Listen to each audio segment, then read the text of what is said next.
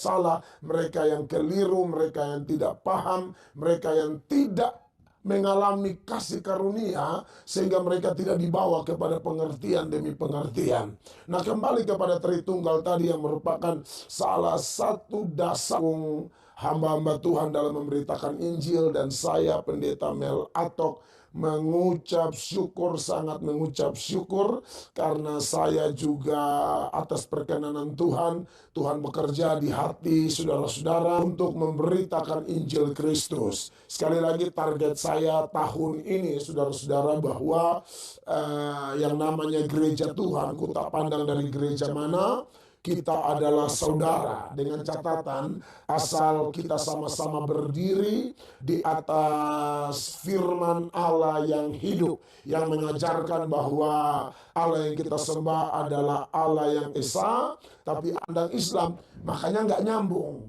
Dan saya pribadi sebagai rohaniwan, sebagai apologet, pembela iman yang belajar dari orang lain untuk demi kepentingan iman, saya tidak bisa membiarkan. Ya, saya juga tidak marah yang gimana-gimana. Sekali lagi saya dewasa, saya memahami bahwa Syahrini dan orang-orang tertentu ya yang melihat Kristen dari kacamata Islam sampai kiamat tidak akan ketemu. Ya, memang. Jadi meskipun ini diperdebatkan, meskipun itu di usia yang sudah 2000 tahun, hampir 2000 tahun, bahkan ini sampai hari kiamat, ini menjadi perdebatan abadi. Dan itu akan dijawab langsung nanti oleh Nabi Isa ya, saat turun ke dunia menjelang hari kiamat kelak. Akan menjelaskan siapa sosok Isa itu yang sebenarnya. Itu kadang-kadang ini dinanti orang-orang Kristen kan kedatangan Yesus yang kedua kalinya. Itulah yang akan menjawab sebetulnya nanti. Karena perdebatan ini perdebatan yang panjang, lama. Kenapa selalu bergesekan dengan Islam? Karena di dalam Al-Quran juga menceritakan sosok Nabi Isa itu siapa. Dan kalau kita belajar dari ayat Al-Quran soal sosok Nabi Isa, kemudian dibandingkan dengan isi Alkitab di Injil, itu sebetulnya kok klop gitu loh. Kenapa saya katakan klop? Ternyata Nabi Isa itu di dalam Al-Quran disebut Nabi, di Injil pun disebut Nabi. Di beberapa kitab Injil, Yesus itu disebut sebagai Rabi, Guru, Nabi, dan sebagainya. Jadi soal ini akan menjadi panjang karena gesekan antara Al-Quran dan kitab Injil. Kitab Taurat dikoreksi oleh Injil. Turunnya Nabi Isa waktu di Yerusalem, waktu itu di tanah Israel, kan mengoreksi kitab Taurat Nabi Musa. Banyak orang-orang Farisi, orang-orang ahli kitab, banyak rabi-rabi Yahudi yang sombong-sombong itu kan dikritisi oleh Nabi Isa atau Yesus. Ceritanya Anda bisa temukan di dalam Injil. Demikian juga saat terjadi pembengkokan akidah di dalam Injil, ajaran Yesus yang lurus itu, tauhid itu diluruskan oleh Al-Quran. Jadi ada kesinambungan antara kitab Taurat, kitab Injil, dan kitab Al-Quran. Itulah sebabnya kenapa di dalam kitab Al-Quran banyak sekali disebut ahli kitab, banyak disebut Taurat, banyak disebut Zabur, banyak disebut Injil. Karena apa? Karena bercerita soal kitab-kitab terdahulu. Karena salah satu rukun iman di dalam Islam itu salah satunya adalah mempercayai bahwa ada kitab-kitab terdahulu sebelum kitab Al-Quran. Itu memang diimani oleh orang Islam. Jadi adanya kitab Taurat, kitab Zabur, kitab Injil itu memang diakui. Dan banyak diceritakan juga di dalam Al-Quran. Jadi memang ada ketersambungan di sini. Sebetulnya apakah nanti ada perdebatan atau tidak, itu sebetulnya tinggal menurut pribadi masing-masing. Karena di dalam Al-Quran itu pun disebutlah, serulah mereka ke jalan Tuhanmu yang hak. Jika mereka membantahmu, jika mereka menjawabmu, bantahlah mereka dengan ilmu dan pengetahuan, dan jawablah mereka dengan cara yang baik. Itu sudah diajarkan di dalam Al-Quran. Jadi saya juga menghimbau kepada rekan-rekan semua, baik itu apologet Kristen atau apologet Islam, janganlah kita saling mencaci maki, menghujat. Kajian boleh, ilmiah. Dan saya sering mengundang Bapak Pendeta, siapapun itu, kita datang dengan kami, duduk berdua, kita dialog.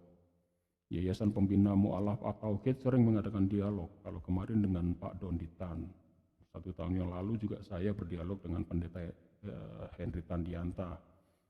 Kalau beberapa bulan yang lalu Bapak Dondi, itu dari yayasan kami, Yayasan Pembina Mu'alaf At-Tauhid. Jadi siapapun ya, baik itu Bapak Pendeta atau siapapun yang ingin berdialog dengan kami welcome. Kami siapkan tempat, kami siapkan biayanya, baik itu di gedung atau di mana.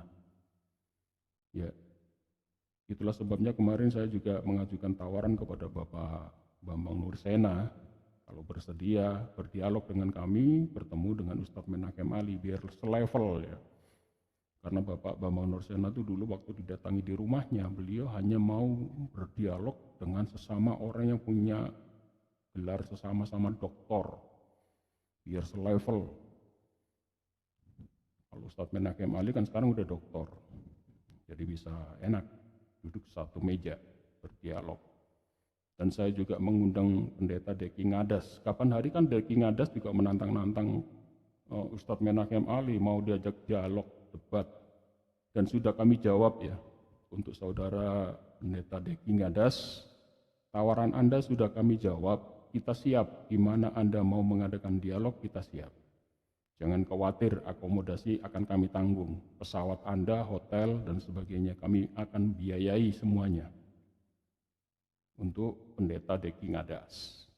Karena dulu Anda juga teriak-teriak kan, menantang-nantang Ustadz Menakem Ali. Dan Ustadz Menakem Ali sudah menjawab, bersedia, silakan. Jawab kami, hubungi kami, baik itu bisa lewat email atau apa. Terserah, kami dari Yayasan Pembina Mu'alaf At-Tauhid siap untuk mengadakan dialog dengan para pendeta ini. Ya, coba kita lihat terusan dari Bapak Mel Atok. Kebenaran Kristen, tidak bisa.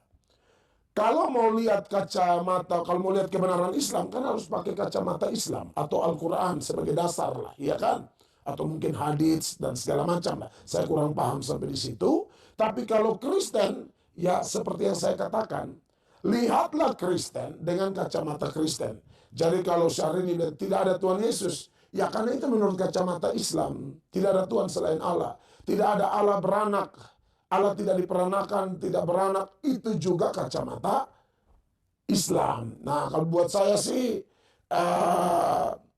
kita maklum lah ya, kalau ada orang bilang Syahrini penistaan apa, saya sih kayaknya tidak juga. Saya lihat Syahrini entah apa yang melatar belakangi, karena tidak pernah artis Syahrini ngomong begitu, entah apa yang melatar belakangi, multitafsir lah.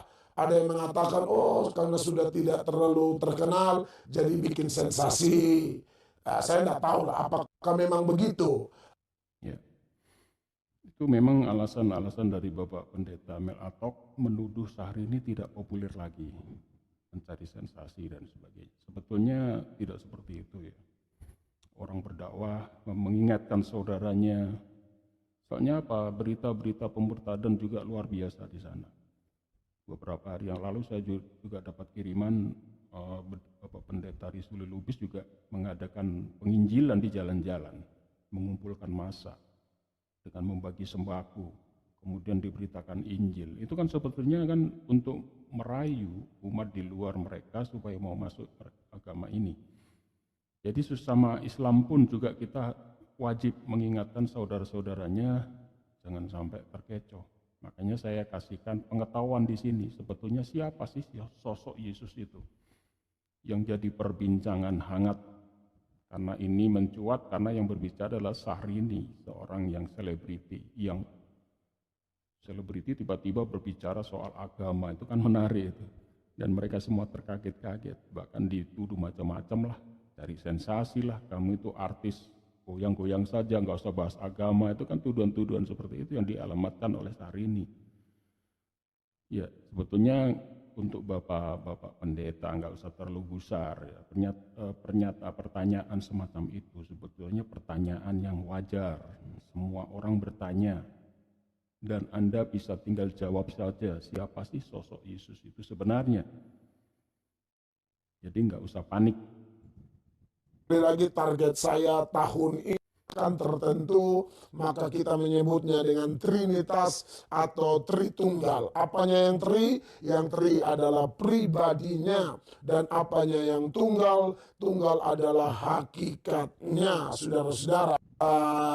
Firman Allah yang hidup, yang mengajarkan bahwa Allah yang kita sembah adalah Allah yang esa, tapi Allah yang jamak. Dia jamak tapi dia esa. Bapak Mel Atok ini mengajarkan bahwa Tuhan itu esa sekaligus jamak. Jamak itu juga esa. Pasti Anda akan bingung kan? Karena apa? Karena ajaran Yesus kemana-mana itu mengajarkan Allah Tuhan itu esa, sembahlah Tuhan saja. Di dalam 10 hukum Taurat pun ayat ke-1 adalah sembahlah Tuhan saja, jangan kau hadirkan ilah-ilah lain di hadapanku. Berarti kan tidak ada pribadi-pribadi double-double. Esa ya esa, satu, tunggal. Tidak ada esa itu jamak. Tetapi karena Bapak Mel Atok ini mempunyai doktrin Trinitas, akhirnya memaksakan bahwa yang jamak itu juga tunggal, yang jamak itu adalah esa. Semua akan bingung di sini. Dan sampai hari ini belum ketemu. Karena dengan alasan hakikat, Tritunggal itu adalah hakikatnya esa. Hakikatnya esa. Ada Allah Bapa, Allah Anak, dan Roh Kudus. Tritunggal itu esa. Menurut Bapak Pendeta Mel Atok. Ya, pasti akan bingung kan. Di dalam keesaannya ada kejamakan tertentu, maka kita menyebutnya dengan Trinitas atau Tritunggal. Apanya yang tri? Yang tri adalah pribadinya, dan apanya yang tunggal? Tunggal adalah hakikatnya. Sebetulnya doktrin Trinitas itu dasarnya di dalam Alkitab. Itu juga lemah. Kenapa saya katakan lemah? Karena ternyata doktrin Trinitas di dalam Alkitab, terutama di Injil, itu diambil dari kitab tanda kurung. Ada kalimat tanda kurung, dan itu kalau di Alkitab yang lama-lama tanda kurung itu diceritakan bahwa tanda kurung itu dulunya nggak ada, tetapi ditambahkan kemudian. Di mana ayatnya? Anda bisa cek itu bahwa Tritunggal itu adalah kata-kata ada tambahan. Anda bisa cek di 1 Yohanes, di sana disebutkan itu. 1 Yohanes 5 ayat 7. 1 Yohanes 5 ayat 7. Coba saya tampilkan ya. Mendukung hamba-hamba Tuhan dalam memberitakan Injil, dan saya salah, mereka yang keliru, mereka yang tidak paham, mereka yang tidak mengalami kasih karunia sehingga mereka tidak dibawa kepada pengertian demi pengertian. Nah, kembali kepada Tritunggal tadi yang merupakan salah satu dasar kekristenan yang memang tidak bisa dibatalkan oleh siapapun. Itu sangat eksklusif dan itu bersumber dari Tuhan sendiri. Bahwa Ulangan pasal 6 ayat 4 dikatakan dalam bahasa Ibrani, Shema Israel Adonai Eloheinu Adonai Ehad. Dengarlah Israel, Tuhan itu Allah kita, Tuhan itu esa. Nah, menarik, kata esa, satu atau tunggal, itu dalam bahasa Ibrani ada dua kata Ibrani. Yang pertama adalah Yahid, yang kedua adalah Ehad. Yahid itu artinya tunggal mutlak, sedangkan Ehad itu tunggal tapi jamak. Ya, kata Ehad ini saudara-saudara dipakai dalam Kejadian 2 ayat 24.